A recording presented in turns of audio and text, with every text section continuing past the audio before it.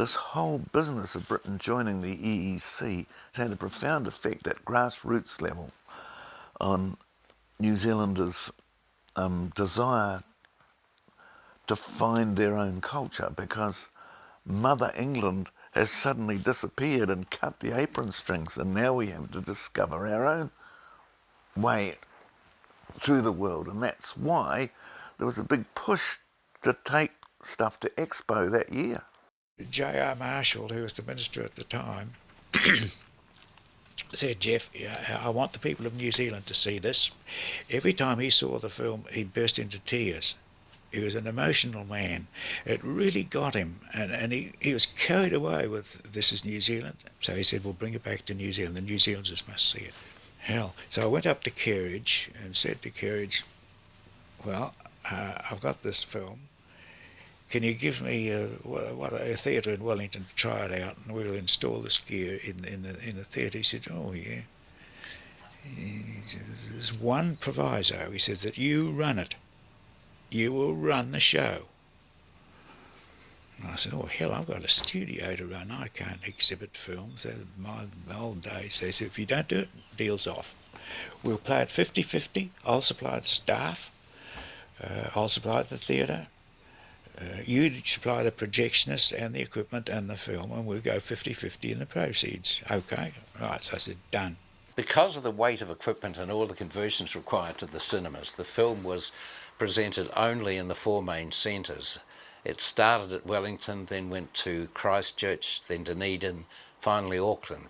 The reaction of the audience, I mean, they just kept coming and coming. They wouldn't go away. It was, phenomenal. Session after session completely booked, and people waiting outside to get in.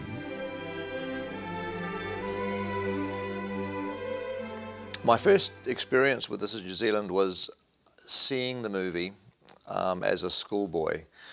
I was at Pukerua Bay Primary School, 1971, so I would have been 10 years old. I suspect, like a lot of people, what I came away with was the Karelia Suite and belting over the Southern Alps.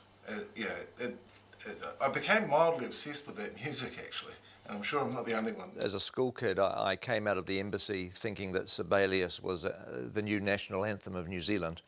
Certainly this film had that kind of effect originally, and I think it still does. The Sibelius sort of became the national anthem, didn't it?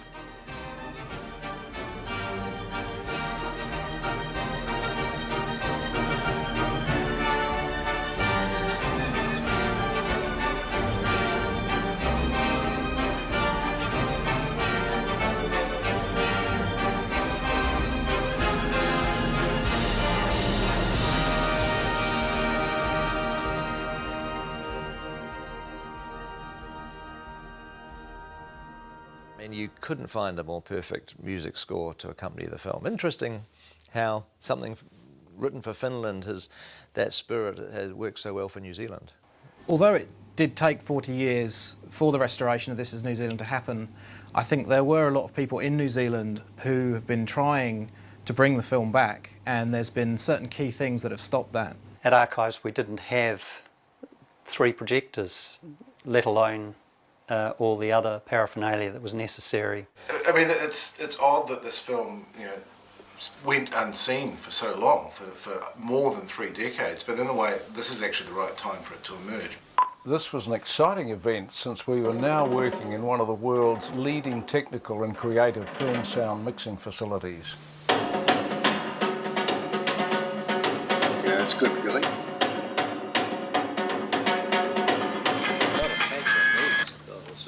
Working with sound mixers, Gilbert Lake and John Neal, in every sound designer's dream environment, we brought the soundtrack of This is New Zealand right back to the top of contemporary cinematic standards. That has to be nice. And right over us, and we use the surround.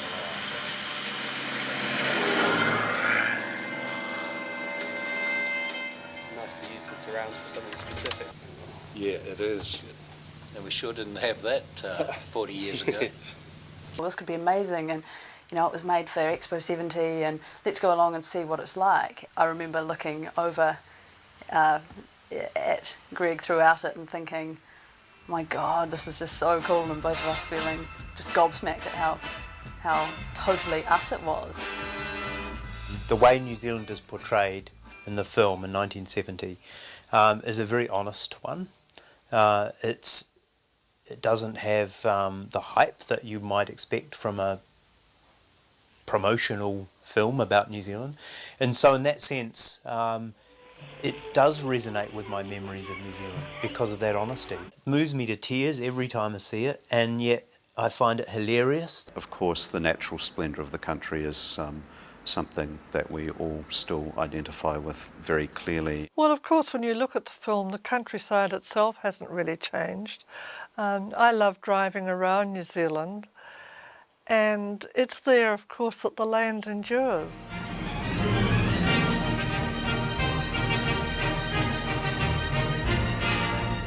Seeing something like this in New Zealand reminds you that we're not likely to see anything like it again. It's a perfect crystallisation of the particular view of the country, and I think its value as such is enormous and will endure.